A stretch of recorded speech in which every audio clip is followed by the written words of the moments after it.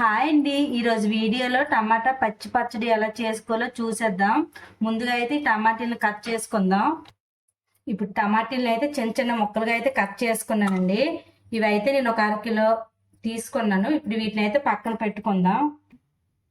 ఇప్పుడు అయితే gas stove on చేసుకోవాలండి. ఆన్ చేసుకున్న 3 టేబుల్ స్పూన్ ఆయిల్ అయితే వేసుకోవాలి.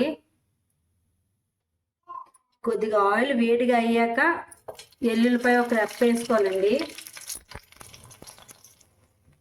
వీటి లైట్గా ఏగాక ఇప్పుడు ఒక 5 పచ్చిమిర్చి అయితే వేసుకుంటున్నాను. ఇలా గంటలు పెట్టుకుని అయితే వేసుకోవాలండి, లేదంటే మొహం మీదకి అయితే తుల్లిపోతాయి. మీరైతే కారం చూసుకొని అయితే వేసుకోయండి. ఇవైతే కొద్దిగా కారంగా ఉంటున్నాయి పచ్చిమిర్చి, అందుకే నేను ఒక 5 వేసుకున్నాను. వీటిని కూడా లైట్గా ఫ్రై చేసుకోవాలి. ఈ విధంగా లైట్గా ఫ్రై అయ్యాక కొద్దిగా అల్లం ముక్క అయితే వేసుకోవాలి. వీటిని కూడా లైట్గా వేపుకోవాలండి. అలాగే కొద్దిగా లైట్గా ధనియాలు అయితే వేసుకోవాలి.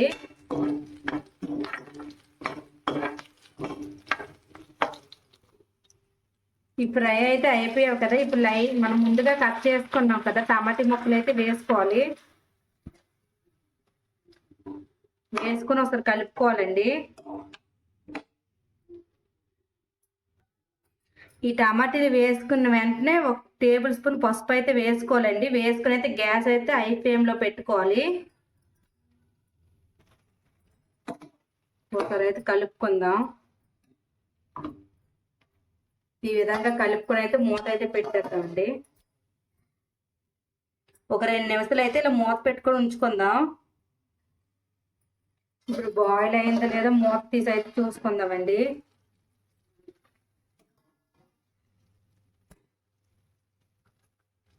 చూసారా, నాటుపళ్ళు కదా, చాలా దగ్గరికి అయితే అయ్యింది, చాలా మెత్తగా అయితే ఉడికిపోయిందండి. ఇప్పుడైతే ఇందులోకి కొద్ది కొత్తిమీర అయితే వేసుకోవాలండి, కొద్ది కట్ చేసుకొని.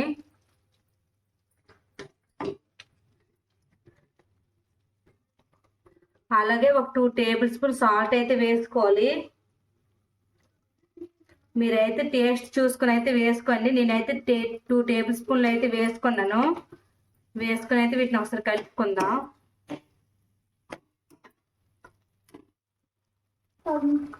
లాస్ట్లో ఒక చిటికెడు చింతపండు అయితే వేసుకోవాలండి. వేసుకొని అయితే కొద్దిగా కలుపుకోవాలి.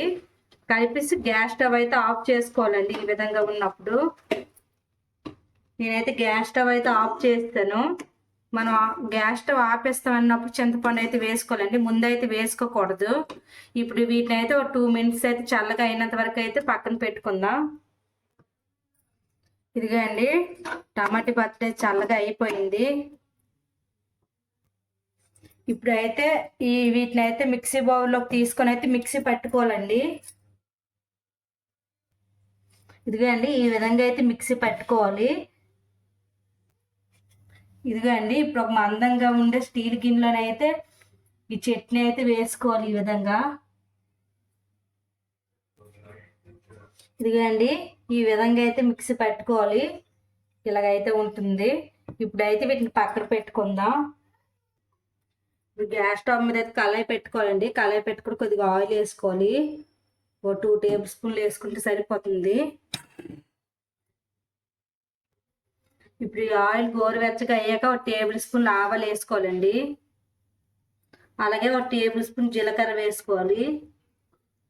అలాగే ఒక 2 పచ్చిమిర్చి అయితే వేసుకోవాలి. ఇప్పుడు వీటిని అయితే లైట్గా ఈ విధంగా వేపుకోవాలి.